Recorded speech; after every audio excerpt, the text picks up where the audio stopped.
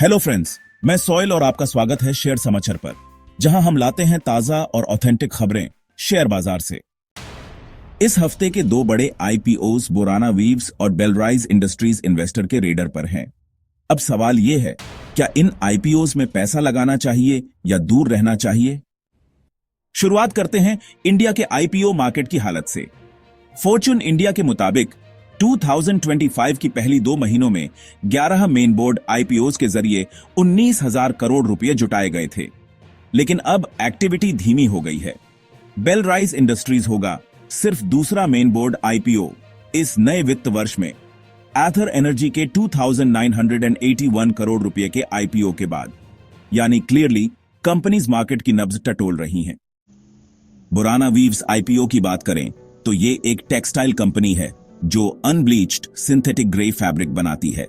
Company की शुरुआत हुई थी अक्टूबर 2020 में और अब ये आईपीओ के जरिए 144.89 करोड़ रुपए रेज करना चाहती है। प्राइस बैंड रखा गया है 205-216 रुपए पर शेयर और मिनिमम लॉट साइज है 69 शेयर्स, यानी रिटेल इन्वेस्टर को 14,145 रुपए से एंट्री मिल सकती है।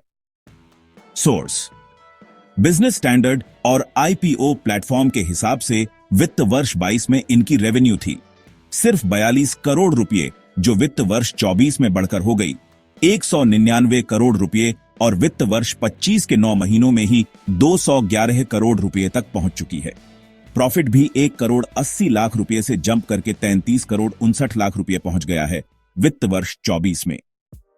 सूरत के टेक्सटाइल हब में यह कंपनी ऑपरेट करती है, जहां कंपटीशन बहुत इंटेंस है, लेकिन इनका वर्टिकल इंटीग्रेशन मॉडल यानी रॉ यार्न से फाइनल फैब्रिक तक एक एडवांटेज है। टेक्सटाइल स्फीयर के अनुसार Indian textile industry 350 billion dollar तक पहुंच सकती है 2030 तक। साथ ही जीएमपी यानी ग्रे मार्केट प्रीमियम 58 से 63 रुपये चल रहा है, जो लगभग 27% की लिस्टिंग गेन एक्सपेक्टेशन दिखाता है। अब आते हैं बेलराइज इंडस्ट्रीज पर, जो कि एक एस्टैब्लिश्ड प्लेयर है ऑटोमोटिव कंपोनेंट्स में। कंपनी की शुरुआत हुई थी 1996 में और आज ये बना चुकी है 15 एडवांस्ड मैन्युफैक्चरिंग यूनिट्स पूरे इंडिया में। ये कंपनी पार्ट्स बनाती है 2 पहिया, 3 पहिया और 4 पहिया वाहनों के लिए। फॉर्च्यून इंडिया और चिटोरगर के मुताबिक बेलराइज का market share 2 wheeler metal components में 24% है। यह कंपनी 2,150 करोड़ रुपए रेज करना चाहती है आईपीओ के जरिए, जिसमें प्राइस बैंड है 85 से 90 रुपए पर शेयर और लॉट साइज है 166 शेयर्स। रिटेल इन्वेस्टर को 14,940 रुपए में एंट्री मिलेगी। आईपीओ प्रोसीड्स का यूज प्राइमरीली डेट रिपेमेंट में किया जाएगा, जिससे कंपनी की बैलेंस शीट स्ट्रांग होगी। FY24 में इनकी रेवेन्यू थी 7,484 करोड़ रुपए और पीएटी यानी प्रॉफिट आफ्टर टैक्स था 310.8 करोड़ रुपए। जीएमपी फिलहाल 15 रुपए के आसपास चल रहा है, जो मॉडरेट लिस्टिंग गेन की पॉसिबिलिटी दिखाता है। अब अगर हम कंपेयर करें दोनों आईपीओस को, बोराना वीव्स एक नई कंपनी है पर बहुत तेजी से ग्रो कर रही है।